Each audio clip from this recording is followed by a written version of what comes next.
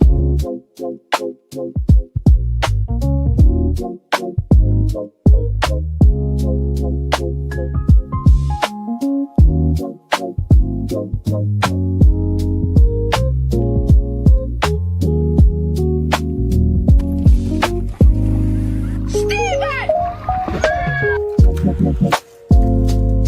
like the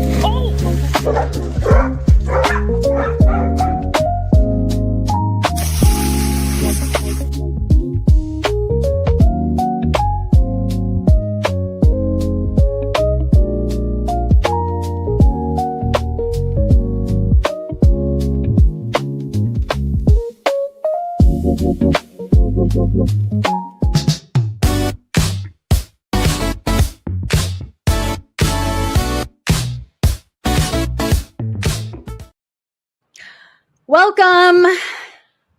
You have no idea what I just did in that minute and 20 seconds. I got a lot done. Welcome to Pop Therapy and True Crime Files. Sorry, go ahead, say it. I was going to say, I bet you did.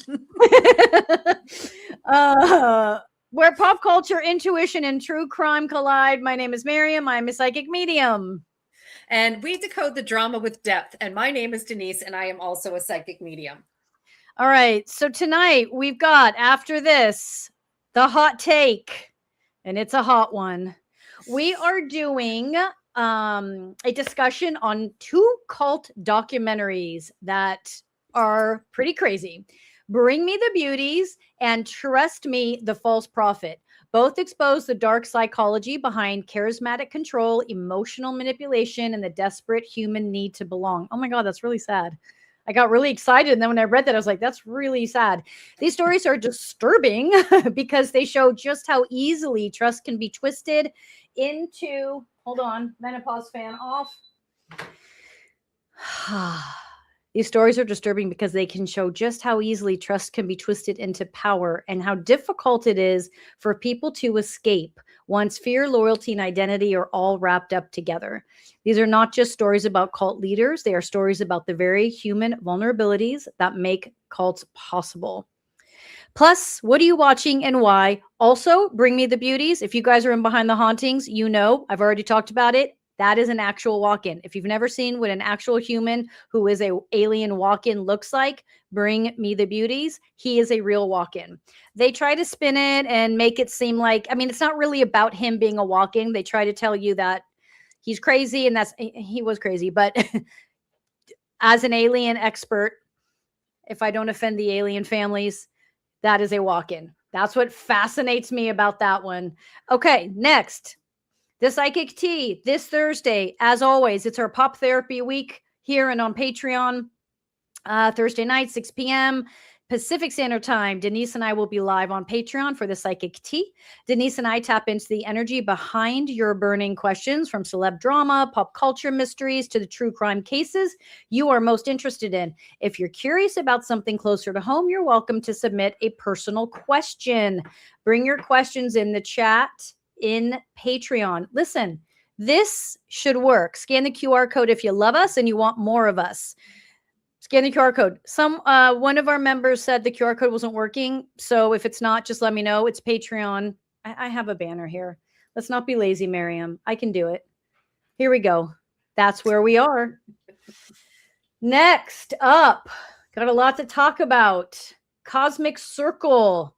The Cosmic Circle is a very important weekly get-together where we talk about what's working, what's not, how the moon influences us, how the zodiac and the moon work together, and just getting through this crazy world as a team is really nice.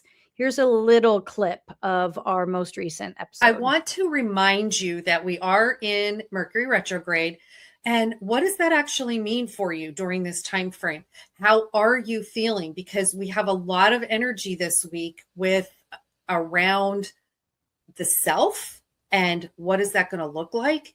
And how are we going to navigate that? Have you set boundaries that might be a little too tight? Kind of get in the way of you doing the work to figure out the dynamic within that relationship and your role within that dynamic. Sometimes we set boundaries as a way to escape dealing with the karma between that person, or escape dealing with facing our role in this relationship. This does not pertain to abusive relationships. Relationships are 50-50. So there's going to be a part that you are playing and have contributed to that relationship.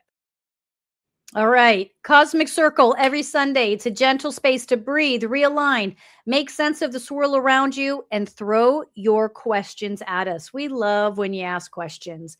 We really love it. Okay. You guys ready? It's pop therapy night. Else?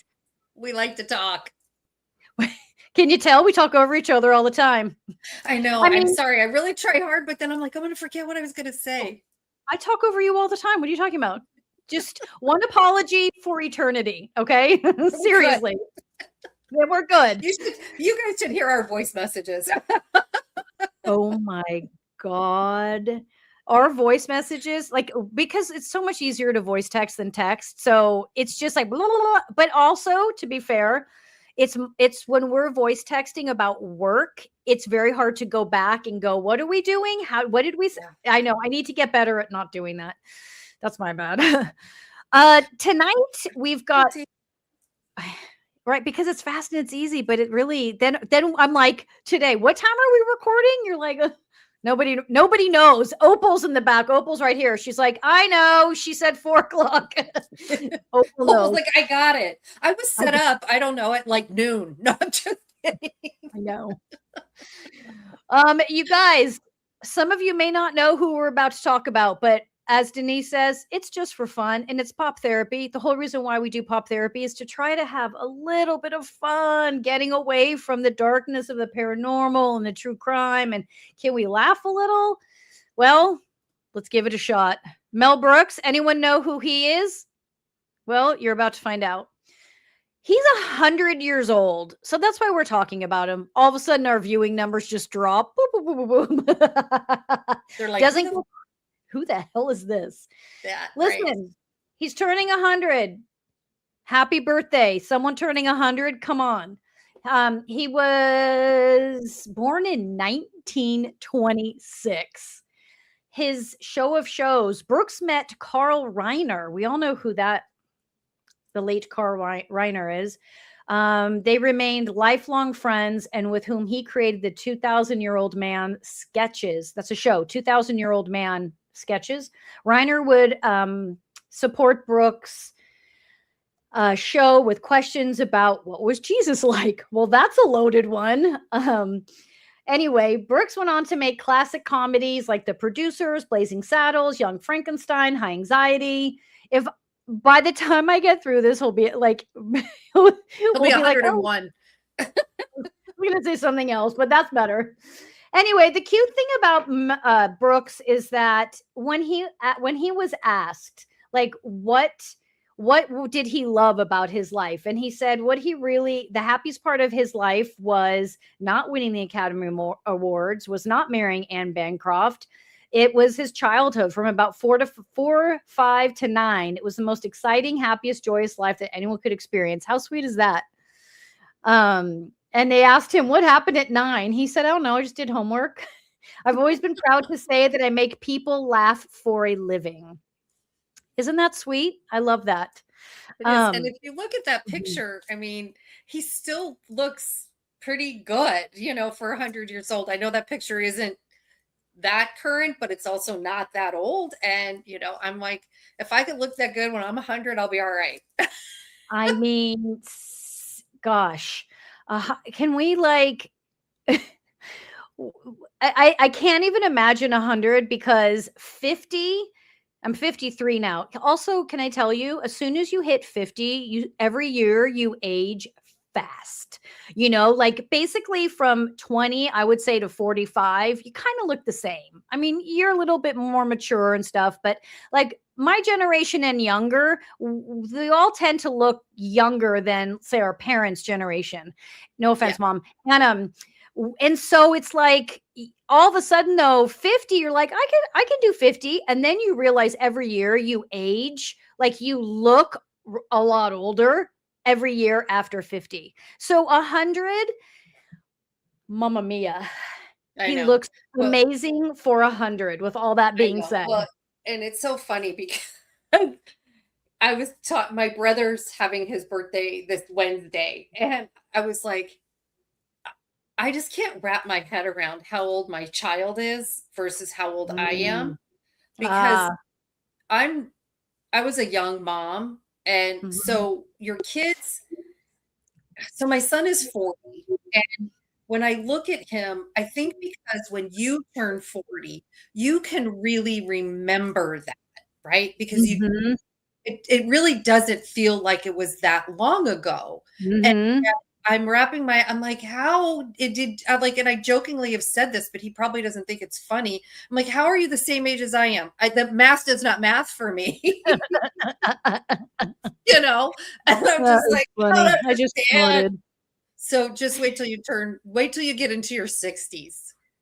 Listen, I'm also very excited to be done with all this hormone stuff in the 50s. So I'm fine. And you know what? You just have to adjust. Like, that's what I realized this morning when I looked Oh in the my mirror. God, do It's you think like, it's going to stop when you turn 60? no, no, no. No, I mean that Okay. I, I'm here to tell you, surprise. no, I mean the initial, well, hormone wise, that initial shift that really catches you off guard because Okay. you've been now Okay. Yes. living with hormone changes for 10 years. But also, like, I'm realizing at 53, it's like I have to get comfortable with this new face. Like, this is who I am now, you know? And like I said before, basically from 20 to honestly 48, it was the same. I looked pretty much the same. I mean, yes, you're younger looking, but you don't change that much. And then once you hit 50, you really start changing. And so you just have to get used to this new face. I don't know how we digressed because we're talking about freaking 100 years old. So happy birthday, bro. Really impressed. I mean, listen, to make it to 100 on this planet is very impressive. Let's be honest. Now I want to ask him, like, what did you eat? What did you do? How did you know what I mean? But also my guess would be he's had a lot of joy in his life because he's Mhm. what he, one of the things he's even said, he just like he loves to be able to say that he made people laugh for a living. And I It's a bet big that has a thing. lot to do with it. Yeah, absolutely. I agree. We're going to jump around. I'm going to be jumping around on the script because I didn't organize it because I threw it together real fast right before we went live. We are going to make a quick U turn and we're going to talk about these guys. Ruh-roh. All right. These guys, first off, they're always in the news. Whether you like them or hate them, they're always in the news. Meghan Markle's potential presence at Prince Harry's upcoming UK reunion with King Charles III could up the ante for a royal reconciliation. Prince Harry and Meghan Markle reconciliation with the royals. I don't know. We're going to talk about that. If Meghan accompanies Harry to the UK or to a meeting with his family, it could signal to the public that any effort at rebuilding relationships extends to the Sussex family as a whole. It changes the stakes, the gentleman said who wrote this. The challenge in reconciliation has never really been about any one person. It has been rebuilding trust across the board. So, will Meghan join Harry and will they all bury the hatchet to speak and get their act together? Will Harry and William mend their relationship? Whoo! These are some loaded questions, folks. All right, let's get into Oh, it. well, apparently I just got this yesterday, but Daisy's mom said the trip has already been canceled. Shut up. Well, thanks, Daisy's mom. Well, I mean, hold on. I gotta let one of the animals out. You going out? No, it's funny because it does that stuff with them does really move that quickly. I just got all this information yesterday and put it together today. I guess I should have double checked the Royals, Oh my gosh. And we triple checked. purposely wait last minute to do stuff because of the gossip. Okay, there's still a lot to talk about here. Okay, so they canceled the trip. Okay, but I would like to talk about Harry. What are you reading? I can see your face is Oh, working. What? so Danae, so the suspicion is that William and Harry are only half brothers. What? Who's the dad? I mean, they are really different looking. That they are. I mean, but me and well, no. I was going to say, me and my sister are sort of different looking, and my mom's watching, going, "Don't even." Oh wait, I didn't send you links, Mom. Sorry. I hope you're on watching. I am jumping all over the place today. Okay, Poor so Susan, why do you do that to your mom? Poor I forgot. Nana. I was so busy today. Okay, so what do Oh, we want to know? We want to so know, so Hazel Harry, says she's English, and yeah, that rumor circulated for years, but about Diana's affair. with a redhead.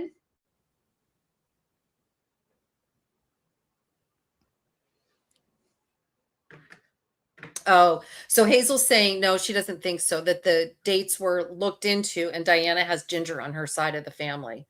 Ah, And it's funny because, like, to Hazel's point, like, I am of Irish descent and mhm. my boys both have red in their beards, Oh wow. but not in their hair. Yeah, Diana's not. Princess Diana's hands were so full. The last thing she was doing was dealing with another man. I mean, come on. Like, you can feel from her. She was dedicated to her kids. Well, I know this would have happened prior to her kids, obviously. Conception comes first, then comes children. But she just, that royal family just exhausted her. And that just is not something that's not in her makeup. But makes for good conversation. So let's talk about the brothers. It's such a hard one because they love each other so much. They were always very, very close. But really, what brought them close was mom. And it wasn't that they weren't compatible without mom there, it was this mutual love and joy to be around mom. And when she passed, it changed their relationship. That's really when the relationship started to sever, was when she passed. And it wasn't an obvious severing, but the distance started because the grief was unimaginable and they both dealt with it very differently. And so they started to slowly separate at that point. They stayed connected, like through communication and all the usual stuff, but the intensity of their connection changed. So when Harry finally fell in love, like really, really fell in love and saw, a life for him, like joy again, because I feel like he didn't find joy until he found Meghan.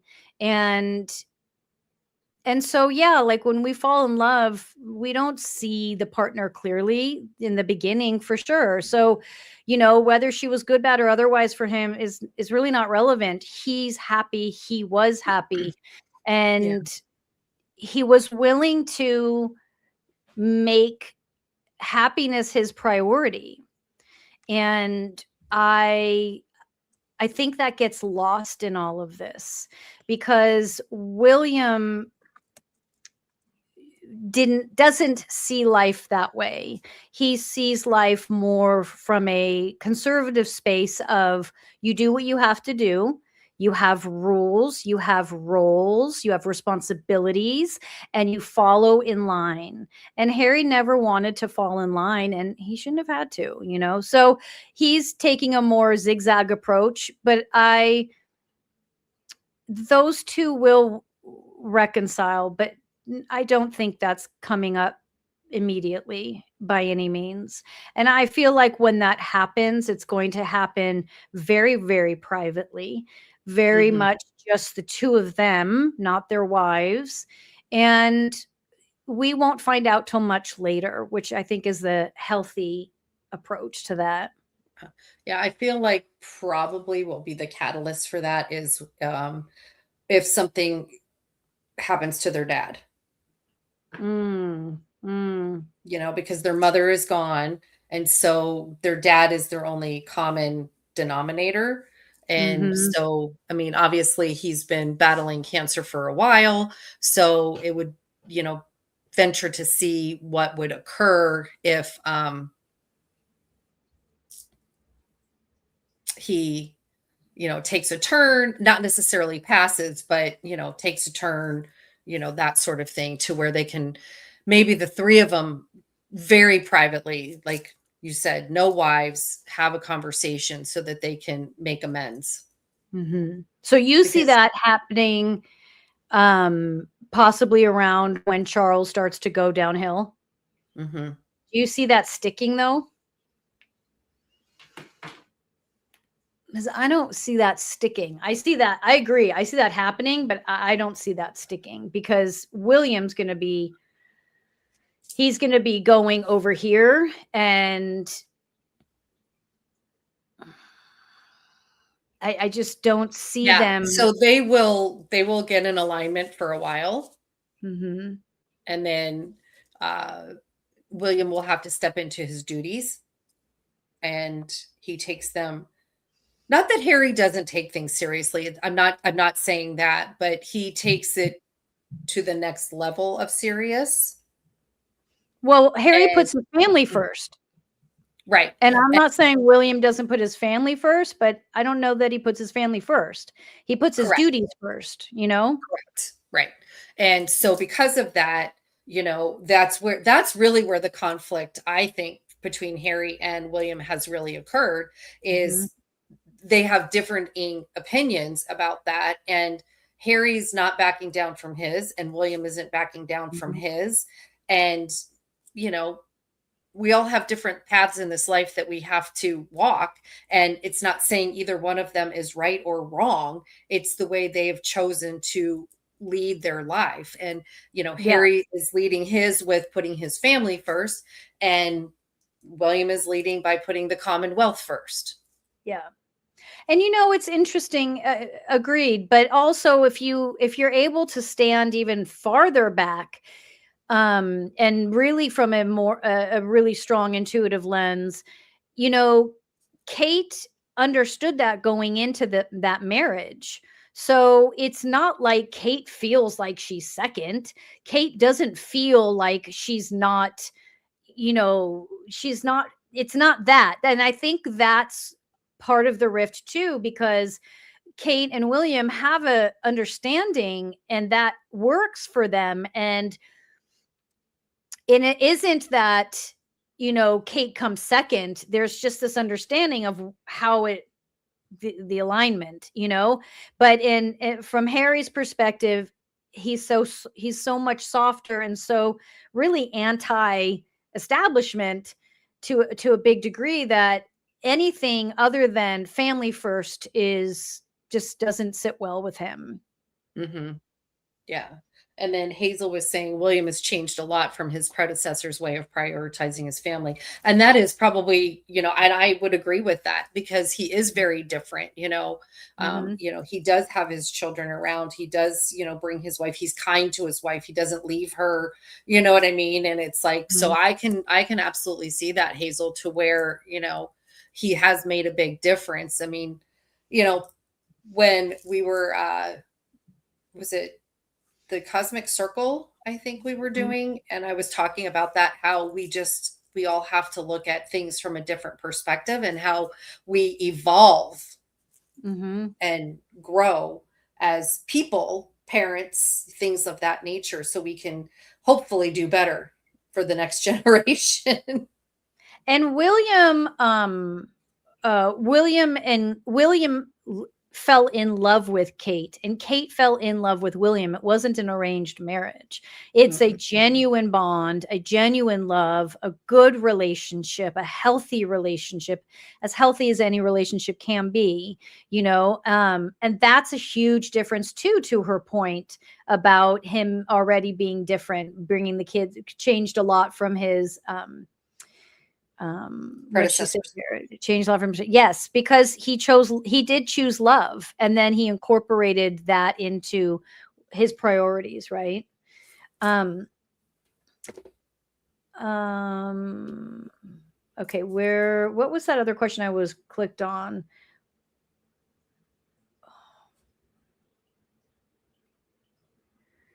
Meghan thought, okay. And of course, there's always like you're either team Meghan or you're not team Meghan. And um but there was a question up here that I wanted to ask. that someone asked was it true? Here is what Meghan and Harry say happened, the true story. It's their experience. Yeah, I mean, I feel like their experience is what was true to them. And obviously, the other side of the story is what was there. I mean, to me, when I feel this, the energy of this is no different than any relationship or family struggle where both sides genuinely believe they experienced what they believe, like what they experienced, what they feel, they like, they're not lying, they're not lying, they genuinely feel they experienced this, and that's what they shared. And then, the other side of the family genuinely feels they experienced this. And I think, all of these shows, ours included, is, we there's this sense that somehow when you have money or when you have a title, it's different. And it's not. Family is still family. Relationship, communication, it is not different when you have money. What you argue over might be different, right? Like titles and all. My family, we're not fighting over who's going to be the queen in the business. But the fighting, the not agreeing, behaving, like, it's all the same, and we genuinely think we experienced what we did. And, so for me, I have always felt that they genuinely did share what they felt happened. Yeah, I agree.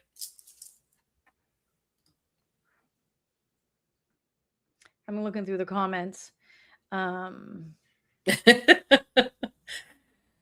Well, I kind of get that impression. I watched her.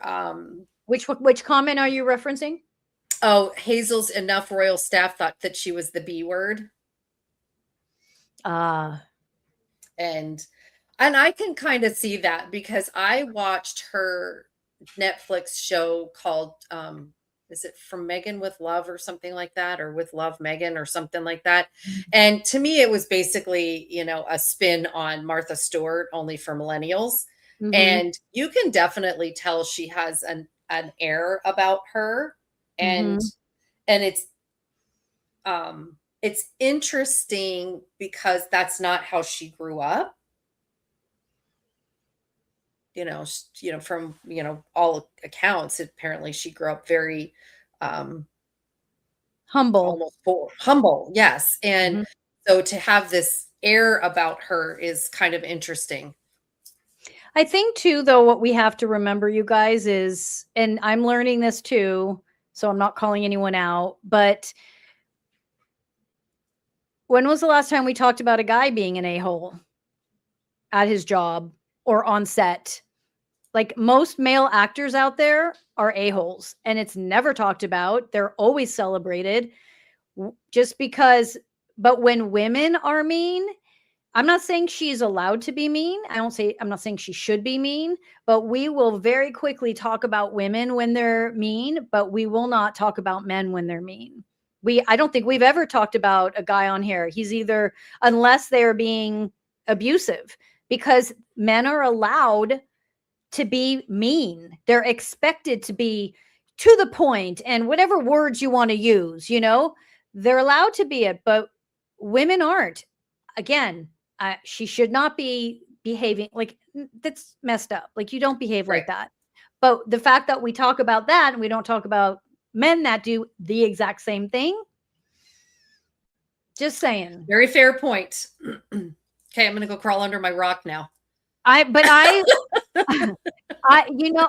why I prefaced it with, I'm learning this too. Like, I get called out by my sister on it too. Like, I get called out on social media where I'm thinking something and then I see a post and someone's like, well, how come she can do that, but he can't, or vice versa, and you're like, okay, I'm going to not think that. It's just like, it's a learning curve. Our generation, it's a learning curve for us, and the more 100%. That we keep it in the forefront for us, the more we'll learn from it. But the younger generation, it comes more easily for them because they immediately are like, what? Whereas we grew up with it. I mean, my gosh, like we put up and shut up. That was the only option. Yeah, At the absolutely. time. Yeah. There was a high turnover of staff, which was unusual. There continues to be staffing issues, including with one of their charities, I'm sure. So, what did we resolve here? Reconciling has never really been about. So, we're saying that there's going to be reconciliation when dad starts to go downhill. The question is it really going to stick? Denise, you agree? Maybe not, or you think maybe it could? I think it's going to be more about the reconciliation. I think is going to be more about them getting on the same page in what needs to be done with dad. Yeah. You know what I mean? So they're going to come to terms with that. Unfortunately, when you have an ill parent, hopefully you guys can put your, differences aside and do what's in the best interest of the parent. So that's kind of more what I see, that if something starts to occur with his health in a more significant manner, that the boys, they're men, but come together and, okay, how do we work this out for dad?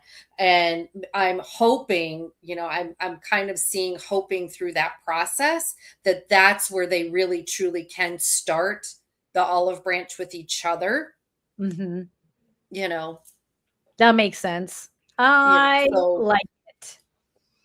And listen, I don't think by any means their relationship is doomed. It's just a matter of time and healing and patience. All right, you guys, let's take a little left turn. Let's see what's on Denise's dish. Her intuitive radar. What is she talking about? I actually don't remember. Let's find out. Yeah. Did you hear me drop that? Here we go. You notice that your circle keeps getting smaller and smaller, and then you start to ask yourself, is it me? Am I the problem? Is it me? No, you're not the problem. What you're starting to recognize is what you're available for and what you're not available for. And, we all go through seasons of life where things can be a little bit more challenging than others. But the reality of it is if you've got friends that don't support you, that don't look out for your best interest, then why are they your friends? Because if they're always just, dumping on you, not having your back, then that's not a friend. That's just somebody who is, taking advantage of your kindness and generosity. You don't need to maybe necessarily, announce your departure, but you also don't have to engage anymore. You get to choose how you want to live your life so that you can have peace and harmony, because it is our responsibility to protect our energy and come from a place of love and compassion and caring. And sometimes we just have to step away because that person's energy is not alignment with ours anymore. Doesn't mean that it's never going to come back, but maybe right now it's just not the time or the place. That's where you have to start to pay attention and look at what is going on in your world. Are you the dumping ground and you just kind of keep the peace all the time to make everybody else happy, and then you're the one left holding the bag with misery? Or is it time for you to start taking care of yourself? That's Denise's dish. Hi. Katherine LaNasa. LaNasa? Is that how you say the name? I think so. Well, she saw a ghost, and it was apparently Dennis Hopper's ghost. Katherine LaNasa says she was repeatedly visited by the ghost of her late ex, Dennis Hopper, after his 2010 death. The Pitt actress recalls her former husband visiting her in a scary way at first. Okay, that's not the way to do it. She says Hopper was visiting her in a dream to inform her that he was okay and that he wasn't in pain anymore. Well, I want to hear about the scary part. How was he scaring her? Okay, so that was because he came to her and he almost like landed on her. I know that sounds so weird, but it was like he just almost like, remember the movie Ghost? Yeah. Ew. Okay, almost like that. Like he just came over her and she was like, okay, whoa, whoa, whoa. All right. So, to be fair, a lot of times spirits don't know how to manage their energy and how to navigate when they're in the physical world. I don't feel like he meant to scare her, but No. there was definitely a I'm not sure how to manage myself happening. Um yeah, that would spook I think anybody. Um He was like a clumsy puppy. You know what? Like a big Great yes. Dane puppy where they just haven't figured out their Mhm. legs and their paws yet. He's like, oh, here I am, and she was like, whoa, whoa, whoa, whoa. And I know that sounds kind of funny when it's kind of something serious, but Mhm. No, I agree. That's a great way to put it. I mean, that pretty much sums it up. That um I mean, I feel like you sort of have to like make arrangements if you get if you're lucky enough to kind of have that conversation and be like, so listen, when you come back, I need you to do it in a way that doesn't freak me out. Like, don't be right. closing doors, opening doors, just a gentle breeze. Send Yes. in a butterfly, like, A nickel, a dime, and something. Not a three-piece marching band. yes, and like hovering over, like that's a lot. So I Yeah. don't blame her for Yeah. being freaked out. But that's sweet that I mean, coming to them in your dreams, like that's obviously the best because you feel like there's a sense of give and take communication, like deeper communication that can happen. It feels like and it also feels like you experience them longer when it happens in your dreams versus just like this passing by moment. Right. Well, and there was such a large age difference between the two of them, and I think he probably genuinely loved her because she was a ballerina when they met, and then he encouraged Mhm, her to get into acting and mhm, helped her to get into mhm, acting, and so I think he had a genuine fondness for her, and mhm. so he That's was just sweet. coming back to just and if I'm not mistaken, they also have a child together. So then that creates a little bit different bond as well. Yeah. All right. Anything else on Dennis Hopper? I forgot about him. I know. When I came across that on TMZ, I was like, whoa, Yeah. Interesting. because this is where I get my news these days. Where else are you going to get it for pop therapy? All right. You guys ready? Got a great house coming up for Spirit of the House. Remember, it's the energy, not the way the home looks. It's the energy of the home. What keeps happening? It's the energy of the home, not the way the home looks. So yesterday I toured a mid-century time capsule in Berwyn, Illinois. You guys are in for a treat. This place is genuinely untouched. Into this home, it's light, it's airy, and it's playful. The layout feels balanced, it feels joyful, it uplifts. So this is a great home for families, for children, for anyone really. Ideally, if you are coming out of a really hard time, this home will lift you up and it will support joy. Oh my gosh, between the videos, just like me throwing stuff and then we catch you're like, Woo, I'm back. oh my gosh, we recorded for 2 hours prior to this. So I think there's a little loopiness happening. You guys, Nancy Guthrie, and I mean this in the most endearing way, is like our show's mascot. She's been with us from the beginning. Yes, she. So I love my little bumper. Okay, a new demand letter in the Nancy Guthrie case reportedly claims to have video from her alleged final days. Oh my God, that's awful. The note refers to two kidnappers, and the sender offers pictures and names, according to TMZ. A new demand letter in the Nancy Guthrie case claims to have video of her kidnapper on the day that was probably her last. In an email sent to the outlet TMZ Friday and forwarded to the FBI, the sender reportedly referred to two kidnappers being involved in the disappearance. TMZ says it has authenticated that the new email is from the same person who sent the outlet previous ransom letters. In last Tuesday's broadcast, it was said the demand letter is for $6 million. Okay, so we've been saying they're going to drip this out, right? Drip, drip, drip. Mhm. We've been saying that. I just want to reiterate that. Now, we did think they'd find her. Well, at least I did. I won't speak for Denise. I felt like when we were talking about TikTok AI saying they're going to find her body in June, I felt like that was fairly accurate. So, obviously, we've got 1 day left of June.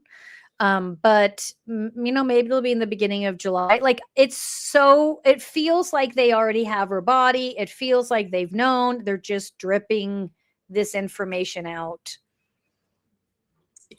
I feel like, we've talked about this at length because we did a whole show on it. We've done updates on it. And, so they're asking for, cryptocurrency, Bitcoin, whichever. And,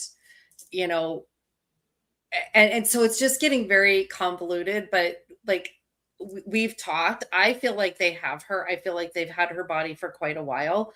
We feel like that she passed right away within the first couple of days. I do think it took them a minute to get the body back. I also feel, and I think you agree, Miriam, that it just went awry. Like that was not the intention. The intention was to kidnap her, send a ransom note, get paid, give mom back. And then mom passed, and then they were like literally left holding the bag, so to speak, and was like, holy buckets, that wasn't part of the plan. Now what? And I really do think that the law enforcement has been building a case. And if you join us on Patreon tonight, when we get into these cult things, there's a lot that can derail a case that you don't even realize. So they have to be cautious about what they say or don't say. So to your point, I think it is being dripped out. I think they're trying to make sure that whatever and whoever, when the time comes, they are going to be able to make a conviction and take it to trial. And if they don't stay the course, then that can all go awry. Yeah, I see that. Many don't believe this last demands guy is legit, so a scam.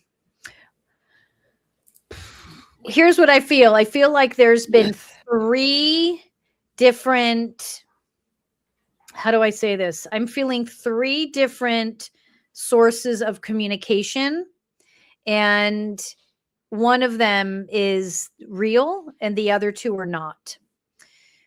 And I feel like the one that is real, that is the genuine kidnappers, has trickled in amongst the scammers.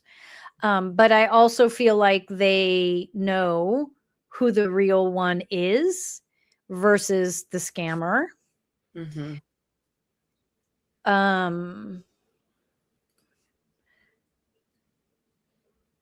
Who's Annie and Tommaso? That's the sister and the brother-in-law. That's Savannah's sister and brother-in-law.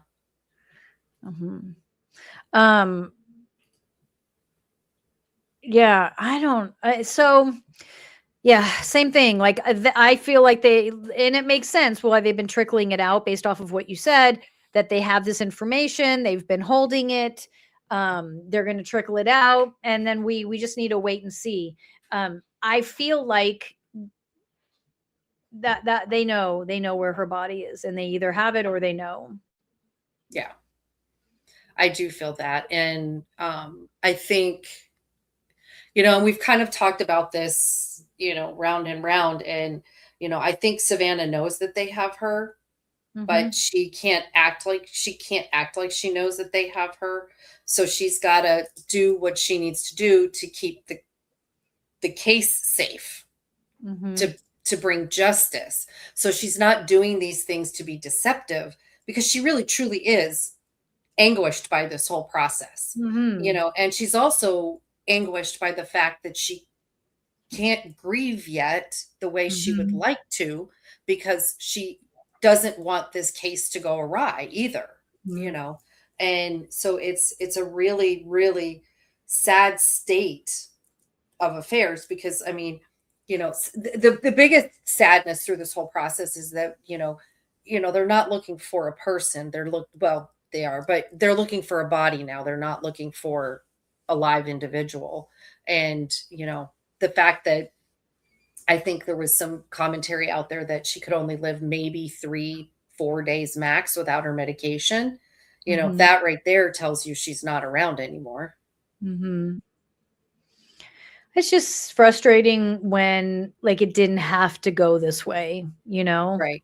They didn't have to do this. And I know I agree with you that it wasn't the intention wasn't to take her life. That was not their intention. But they screwed up. Yeah. And, because they didn't get what they wanted right away. They just thought this was a slam dunk. It's always happened before. It was always taken care of. And this time somebody gave pushback and was like, yeah, no, we're not playing that way this time. And they were like, what? Yeah, I agree. So we've been putting together a little compilation of like what we've been predicting and feeling and seeing, and we can look at that once this is all going to be resolved. It just feels like it's going to be resolved any day now. Yeah, it just, I think what's hard is it's like, well, there's so much about it that's hard, but well, that's anyway, like she's about the same age as my dad, and I keep thinking, like, what if somebody took my dad? You know what I mean? It's like, why? Yeah. It doesn't. There's other ways of getting what you like. There's other ways of, what's the word? Blackmailing people. Yes. That word exactly. Yeah. All right. So you guys, those of you on Patreon, join us. We're going to head over there. These cult shows are going to be really interesting. Mm-hmm. And yeah, so fun night. Thank you, everybody. We'll see some of you guys in just a few minutes. We'll take a quick bathroom break and we'll be up on Patreon. Otherwise, tomorrow night, Paranormal Q&A is on YouTube. Following that, Patreon. This Thursday, of course, is our Psychic Tea Q&A. Reach out if you guys have any questions. And everybody have a great night. Thank you. Talk to you later. Deep inhale through the nose. Exhale, blow it out. Deep inhale through the nose. Exhale, blow it out. Relaxing the shoulders, forehead. Feel the jaw release. Wiggle the fingers and the toes to make sure they're not clenched. Notice if the belly is soft, relaxed. And feel the belly as it moves with the breath. Feeling yourself rooted, grounded, as if Mother Earth is pulling you down into the center, holding you, protecting you, taking from you anything you no longer need. Deep inhale through the nose. Exhale, blow it out.